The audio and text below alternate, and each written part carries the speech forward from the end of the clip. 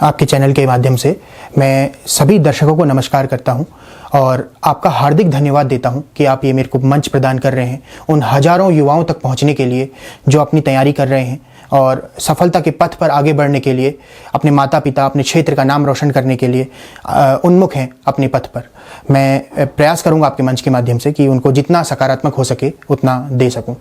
नमस्कार सभी दर्शकों को, मेरा नाम वैभव कांडपाल है। मैं मूल रूप से अल्मोड़ा क्षेत्र का निवासी हूँ। मेरा जन्म भी अल्मोड़ा में हुआ, लेकिन मेरी जो कर्म भूमि है वो चंपावत जिला रही है। मैंने लोहाघाट विवेकानंद विद्या मंदिर लोहाघाट से अपना इंटरमीडिएट और हाई स्कूल किया हुआ है और उसके पश्चात मैंने पंतनगर विश्वविद्यालय से इलेक्ट्रॉनिक्स एंड कम्युनिकेशन इंजीनियरिंग में बीटेक किया। बीटेक के बाद मैंने टाटा कंसल्टेंसी सर्विसेज को ज्वाइन किया और वहाँ पे मैंने जॉब करी और जॉब कर के साथ साथ उसके बाद मैंने जॉब को 2022 के आसपास क्विट किया और पूर्ण रूप से इस क्षेत्र की तैयारी करना शुरू किया। मैंने इस तैयारी के दौरान, जब मैं पहले तो जॉब में था, कोरोना काल आया, वर्क फ्रॉम होम की सुविधा हमें मिली, तो वर्क फ्रॉम होम का मैंने थोड़ा बहुत सदुपयोग किया और जनरल स्टडीज़ के सब्जेक्ट्स को पढ़ना स्टार्ट किया अपनी जॉब के साथ। थोड़ा थोड़ा मैं मैनेज कर लेता था समय को, तो जनरल स्टडीज़ के सब्जेक्ट तो मैं पढ़ ही रहा था। उसी दौरान उत्तराखंड PCS का ये परमपिता परमेश्वर की कृपा रही, सौभाग्य रहा कि ये फॉर्म आता है, मैं ये फॉर्म भरता हूँ। और क्योंकि मेरी उत्तराखंड की तैयारी बिल्कुल नहीं थी, मैं इस बात को स्वीकार कर रहा हूँ, हर चैनल पे बोलता हूँ, क्योंकि मैं UPSC को ही फोकस करके पढ़ाई कर रहा था। ये फॉर्म आने के बाद मैंने 2022 से उत्तराखंड को पढ़ना शुरू किया। मैंने लोअर PCS का फॉर्म सिर्फ इस कारण से नहीं भरा था क्योंकि मेरी उत्तराखंड की बिल्कुल भी तैयारी नहीं थी, उत्तराखंड मेरे को बिल्कुल नहीं आती थी। जनवरी 2022 से मैंने उत्तराखंड पढ़ना शुरू किया और अपने आत्मविश्वास को बढ़ाया, क्योंकि जनरल स्टडीज़ तो मैं 2021 से कर ही रहा था, थोड़ा थोड़ा जितना भी समय मिलता था। उत्तराखंड को मैंने तैयार किया, प्रीलिम्स भगवान की कृपा से क्वालिफाई हुआ। अगस्त में इसका मेंस होने वाला था, लेकिन वो आत्मविश्वास अंदर से नहीं था क्योंकि उत्तराखंड अभी भी उतना अंदर से आवाज़ नहीं आ रही थी कि बढ़िया प्रिपेयर हुई है, मैं बढ़िया कर पाऊंगा। पता नहीं क्या ईश्वर की कृपा रही, क्या गोलजू महाराज की कृपा रही, ये मेंस पोस्टपोन हो गया, आगे चला गया। और जो मेरी कमजोरी थी उसको मैंने अपनी स्ट्रेंथ बनाने की कोशिश करी, उत्तराखंड को और मजबूत करने की कोशिश करी। फरवरी 2023 में ये मेंस होता है और तब तक मेरी उत्तराखंड इतना भर मजबूत हो चुकी थी कि आज जो ये परिणाम है वो आप सभी के समक्ष मौजूद है। सर, प्रारंभिक परीक्षा में अब तो थोड़ा पैटर्न चेंज हुआ है इस बार से। मैं बताना चाहूँगा, इस बार का प्रीलिम्स भी मेरा क्वालिफाई है, जो अभी 14 जुलाई को ये प्रीलिम्स हुआ था 2024 वाला PCS का, ये भी मेरा क्वालिफाई है। इस बार प्रीलिम्स का थोड़ा पैटर्न चेंज हुआ है। हमारे टाइम में जो मैंने प्रीलिम्स दिया था उसमें 20-21 सवाल लगभग उत्तराखंड के पूछे हुए थे और इस बार से प्रीलिम्स का वेटेज इन लोगों ने 1/3 कर दिया, लगभग 50 मार्क्स की उत्तराखंड पूछी जाती है। तो अब मैं मानता हूं कि उत्तराखंड में बहुत अच्छी कमांड होनी चाहिए प्रीलिम्स को क्वालिफाई करने के लिए। जनरल स्टडीज़ की आप ठीक ठाक तैयारी भी करेंगे, लेकिन उत्तराखंड में अगर आपकी बहुत अच्छी कमांड है तो आप प्रीलिम्स क्वालिफाई कर जाएंगे। और प्रीलिम्स के लिए मैं बताना चाहूँगा कि उत्तराखंड की 2 किताबें आती हैं, एक परीक्षावाणी करके बुक आती है और एक BS नेगी जी की किताब आती है।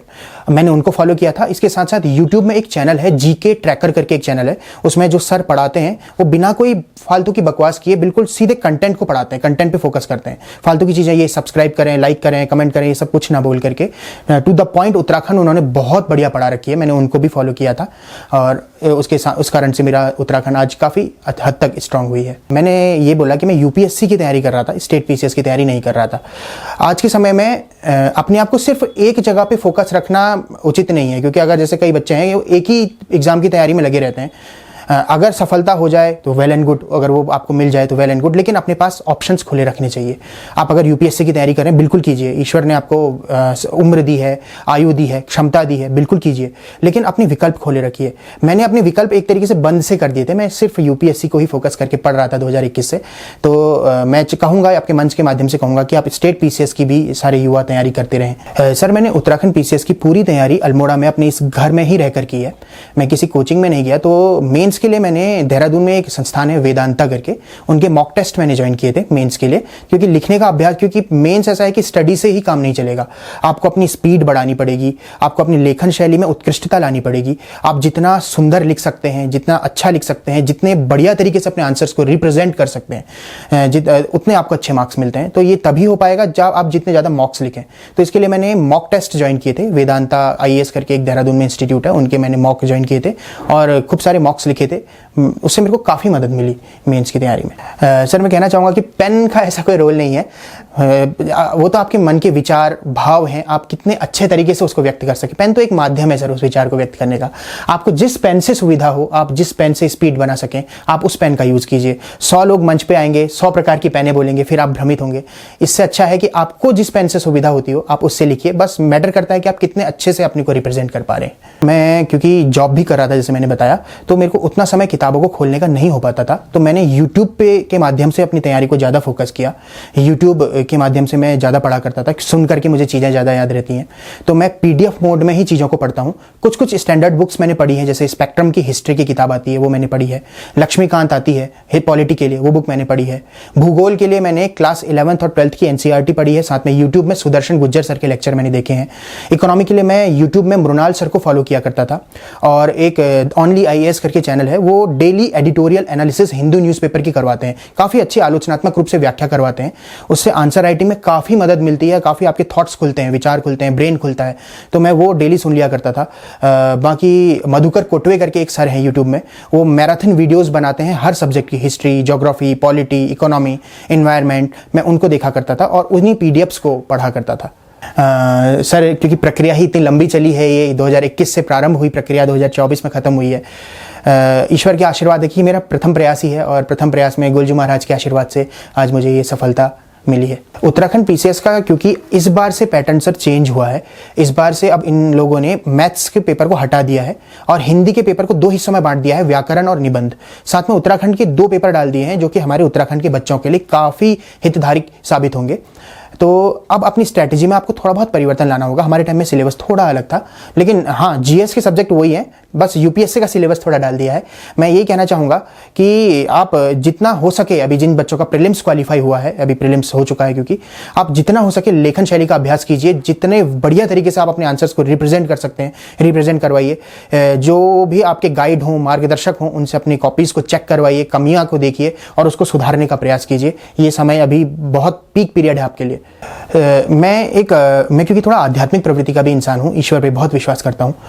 जिस दिन मेरा साक्षात्कार था, मेरा एक बहुत ही अच्छा मित्र है उत्तरकाशी में, मतलब बेस्ट फ्रेंड है वो मेरा, तो उससे मैंने कहा था कि मेरा आज साक्षात्कार है, मुझे विश्वनाथ धाम के दर्शन करवा दे उत्तरकाशी में।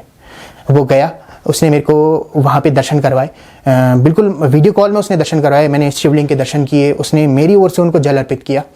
तो जब मैं साक्षात्कार देने गया, तो मैं इसे संयोग कहूँगा या ईश्वर की कृपा कहूँगा, मुझसे पहला सवाल ये पूछा गया कि उत्तरकाशी को उत्तरकाशी क्यों कहते हैं। तो मैं दंग रह गया वहाँ पे। बाबा विश्वनाथ जी जो हैं, उनके मैंने सुबह सुबह दर्शन किए थे, अंदर से एक ऊर्जा सी आई, आत्मविश्वास सा आया, और पता नहीं इंटरव्यू कैसे खिंचता चला गया और मेरे मुंह से आंसर निकलते चले गए, और आज सबसे हाईएस्ट नंबर मेरे को इंटरव्यू में मिले हुए हैं। शायद अभी मैंने लिस्ट वैसे पूरी चेक नहीं करी है, हो सकता है मैं गलत हूँ, लेकिन 140 मार्क्स मुझे इंटरव्यू में प्राप्त हुए हैं 200 में से। मॉक इंटरव्यू देना ज़रूरी है, क्योंकि ये आपकी व्यक्तित्व में काफ़ी निखार लाते हैं। मैंने मॉक्स इंटरव्यूज़ काफ़ी दिए हैं, देहरादून में मैंने प्रयाग IAS में दिया है, संवेग IAS में मॉक इंटरव्यू दिया है। इसके अलावा एक प्रतिष्ठित संस्थान है दिल्ली में, दृष्टि IAS, वहाँ पे मैंने मॉक इंटरव्यू दिया है।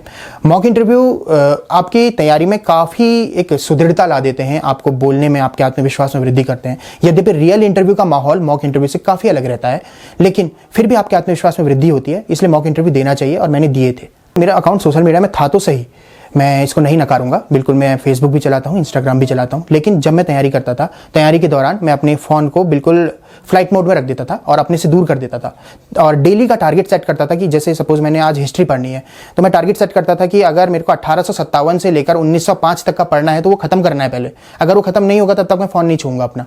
तो मैं अगर वो टॉपिक खत्म होता था तभी फ़ोन छूता था, और बस इसी तरीके से तैयारी चलती रहती थी। कोचिंग ये व्यक्ति पे डिपेंड करता है। आजकल इंटरनेट जो है इतना बढ़िया प्लेटफॉर्म है यूट्यूब, अगर आप उसका सकारात्मक वे में उपयोग करें तो हर चीज़ अवेलेबल है यूट्यूब में। आप अच्छे से अच्छे टीचर्स वहाँ पे फ्री ऑफ कॉस्ट पढ़ा रहे हैं। जैसे मैंने नाम लिए, मैंने खुद भी यूट्यूब को ही फॉलो किया है ज़्यादा। Madhukar Kotwe sir, Sudarshan Gujjar sir, Mrinal sir, only IAS का चैनल, आप ये 4 चैनल फॉलो कीजिए, इसको देखिए, इसमें सब कुछ पढ़ाया हुआ है, सब कुछ है, PDF है, मटीरियल हैं, लेक्चर्स हैं, आपको कोचिंग ज्वाइन करने की ज़रूरत नहीं पड़ेगी। और अगर फिर भी अगर आपको संतुष्टि नहीं होती है ऑनलाइन से, तो आप चाहें तो वो आप पे डिपेंड करता है कि आप ज्वाइन कर सकते हैं, ऐसा कोई ज़रूरी नहीं है। तैयारी के दौरान, क्योंकि ये जो प्रक्रिया थी काफ़ी लंबी चली, ये एक प्रकार से आपके धैर्य की भी परीक्षा है। एक सिविल सेवक के मूलभूत मूल्यों में धैर्य सबसे एक आवश्यक गुण है, उसके अंदर धैर्य होना चाहिए। तो मैं कहूँगा कि इस परीक्षा ने हमारे धैर्य की तो परीक्षा ली ही है, वास्तव में ली है। 3 वर्ष हमने पूरी प्रतीक्षा करी। तो हाँ, कुछ लोग ऐसे होते हैं कि इतने लंबे समय में टूट जाते हैं, उनका मनोबल गिरने लगता है। तो मैं उनसे यही कहूँगा कि बीच बीच में जो फॉर्म्स आते हैं उनको भरा कीजिए। आप ये मत सोचिए कि ये जॉब ग्रुप सी की है, ये छोटी जॉब है, इसको नहीं करूँगा। मैं आपको आपके मन से बताना चाहूँगा कि तैयारी के दौरान ही बीच में एक एग्जीक्यूटिव ऑफिसर का फॉर्म निकला था, अधिशासी अधिकारी का। 2023 में निकला था ये फॉर्म, मैंने वो भरा और वो एग्ज़ाम दिया और पूरे उत्तराखंड में उसमें मेरी प्रथम रैंक है एग्जीक्यूटिव ऑफिसर में। मैं अभी ATI नैनीताल में उसकी ट्रेनिंग कर रहा हूँ एग्जीक्यूटिव ऑफिसर की। तो मैं यही कहना चाहूँगा कि जो उतार चढ़ाव आते रहते हैं, लेकिन बीच के सारे छोटे छोटे जितने भी एग्जाम्स हैं सब दिया कीजिए, ताकि आपके मनोबल में वृद्धि हो और जो भी जॉब मिले आप उसको पकड़ लीजिए और थोड़ी बहुत तैयारी करते रहिए। मैं नए लोगों से यही कहना चाहूँगा कि आप लोग अपने आत्मविश्वास को बनाए रखिए, और जब आप ये तैयारी कर रहे हैं तो तैयारी के दौरान आपको हजारों लाखों लोग मिलेंगे और लाखों लोगों की लाखों सलाह होंगी। आज मैं आप इस मंच के माध्यम से आपको इंटरव्यू दे रहा हूँ, मेरे जैसे हर टॉपर आपको इंटरव्यू देंगे, 10 लोगों की बातें सुनेंगे, 10 प्रकार के विचार आपके मन में आएंगे, कंफ्यूज होंगे। मैं बस यही कहूँगा कि अपने सर्कल को लिमिटेड रखिए, अपने आप को लिमिटेड रखिए, सीमित रखिए, सुनिए सबकी। ईश्वर ने 2 कान दिए हैं, सुनिए सबकी। लेकिन एक सिद्धांत है जिसे अंतः प्रज्ञावाद का सिद्धांत, इंट्यूशनिज्म का प्रिंसिपल कहते हैं। वो कहता है कि सबको सुनो लेकिन करो वही जो आपकी अंतरात्मा कहती है। तो आप अपनी अंतरात्मा की आवाज़ सुनिए, जो आपको सबसे सही लगता है, जो आपको सबसे उचित लगता है, आप वही कीजिए। परमपिता परमेश्वर का आशीर्वाद रहेगा तो आप सफल होंगे निश्चय ही। DKT, बस मैंने प्लेटफॉर्म का नाम सुना था। आपका प्लेटफॉर्म काफ़ी अच्छा प्रयास कर रहा है इन युवाओं के समक्ष हम जैसे लोगों को लाने का, जो अपने विचार, अपने भावों को लोगों के समक्ष रखते हैं, जिससे कि मेरे जैसे कई युवा उत्साहवर्धित होते हैं। मैं भी DKT के काफ़ी इंटरव्यूज़ देखे थे मैंने इससे पहले, जो कि सफल हो चुके हैं, वो लोग के इंटरव्यू थे। तो मैं धन्यवाद देना चाहूँगा आपके प्लेटफॉर्म का, जो कि काफ़ी हद तक आप लोगों तक अपनी रीच बढ़ा रहे हैं, हम लोगों को पहुंचा रहे हैं। और मैं प्रयास करूंगा कि जब मैं आगे ट्रेनिंग वगैरह खत्म कर लूँ तो आपके मंच का और सदुपयोग करूं और अच्छे से अपनी स्ट्रेटेजी को आपके चैनल के माध्यम से लोगों तक पहुंचा सकूं। आपको बहुत बहुत धन्यवाद।